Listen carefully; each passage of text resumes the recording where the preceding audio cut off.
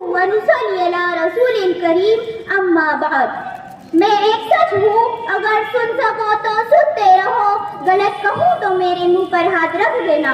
جناب صدر، معزز اہل میزان اور سامعین بادمکین، السلام علیکم۔ وہ کون سی کتاب ہے جو آج کے بلکہ قیامت تک کے انسانوں سے خدا کا آخری خطاب ہے، جسے سن کر اکریمہ ابو جہل ھذا کلام ربی ھذا کلام ربی کہتے کہتے بے ہوش ہو جاتے ہیں، جس نے عمر فاروق کے ہاتھوں سے تلوار چھین لی اور رسول اکرم صلی اللہ علیہ وسلم کا غلام بنا دیا۔ خدا عز و جل فرماتا ہے کہ یہ کتاب کسی انسان کی لکھی ہوئی ہوتی تو اس میں بہت سی خامیاں پائی جاتی۔ جب مفکرین نے ہم نے سنا تو یہ کہہ اٹھے کہ یہ کلام کسی بھی بندے کا کلام ہو ہی نہیں سکتا، یقیناً یہ عرش والے کا کلام ہے۔ اسی لیے حاضرین، آج کی اس برگ میں نے عنوان منتخب کیا ہے، کوئی بھی صحیفہ دنیا میں قرآن کا رتبہ پا نہیں سکتا۔ حاضرین مکرم، قرآن وہ صحیفہ ہے جہاں سائنس اپنے گھٹنے ٹیکنے پر مجبور ہے، جس کے آگے ان میں تاریخ ایک نامکمل صفحہ دکھائی دیتا ہے، جس کتاب کے آگے علم الکلام گنگا ہو جاتا ہے۔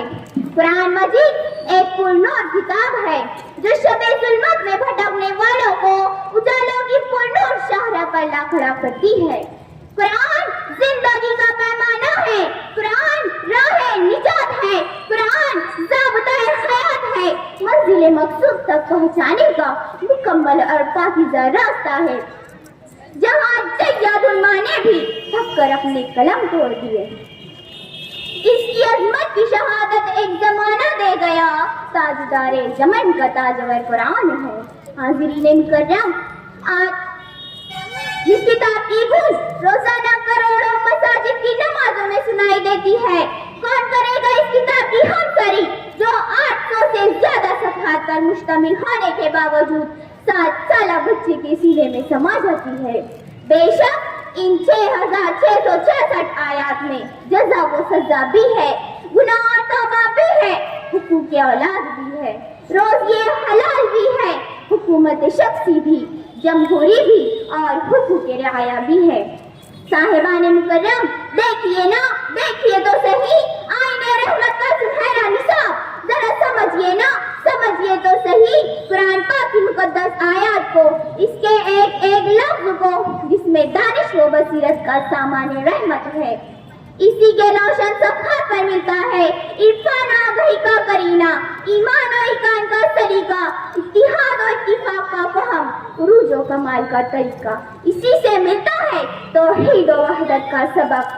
اسی لیے چھوڑیے نا حکومت وقت سے جھوٹی آس لگانا، چھوڑیے نا اقوام متحدہ کی چاپلوسیاں کرنا، چھوڑیے نا ارباب اقتدار سے امیدیں لگانا، کہ امید کے سارے خزانوں کا خزانہ آپ ہی کے پاس ہے۔ اسی کو دیکھیے اور تدبر کے ساتھ سمجھیے، پھر دیکھیے یہ کتاب آپ کو اقبال و عرفان کی وہ بلندی عطا کر سکتی ہے جو آپ کے لیے باعث توقیر، باعث عظمت اور باعث جنت ہوگی۔ اسی لیے آؤ پڑھیں قرآن پاک کی مقدس آیات کو، کسی کی بنیاد پر مسلمانوں کو ایمان و عرفان اور صداقت و شجاعت کی وہ قوت ملی کہ دشت تو دشت ہے، دریا بھی نہ چھوڑے ہم نے، بحر ظلمات میں دوڑا دیے گھوڑے ہم نے۔ حاضرین مکرم، آج 14 صدیاں بیت گئی، مگر اس کتاب کا چیلنج آج بھی نہ یہودی قبول کر سکے نہ عیسائی۔ دیکھ لو، اس میں آج تک ایک زیر زبر کا فرق نہیں ہوا۔ کیا یہ دعویٰ زبور، تورات، انجیل اور ویدوں کے بارے میں کر سکتے ہیں؟ نہیں، ہرگز نہیں۔ یہ دعویٰ تو صرف ایک ہی کتاب کر سکتی ہے، اور وہ ہے قرآن اور صرف قرآن۔ اے میری قوم کے نوجوانوں، ہم کو لوٹنا ہوگا قرآن کی طرف، قرآنی آیات کی طرف، تاکہ حل ہو سکے مسئلہ کشمیر سے لے کے فلسطین تک، تاکہ درست ہو سکے ہماری اجڑی ہوئی معیشت، تاکہ رہ سکے امن و امان سے بھارت کے فرزانے بھی، عراق اور افغانستان کے دیوانے بھی، کہ ہر مصیبت کا حل ہے قرآن میں۔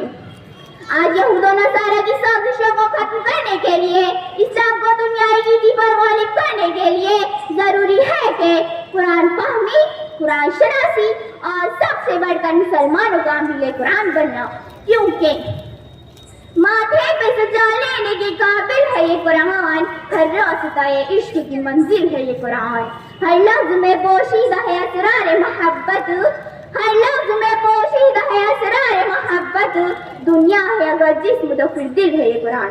خدا حافظ، السلام علیکم۔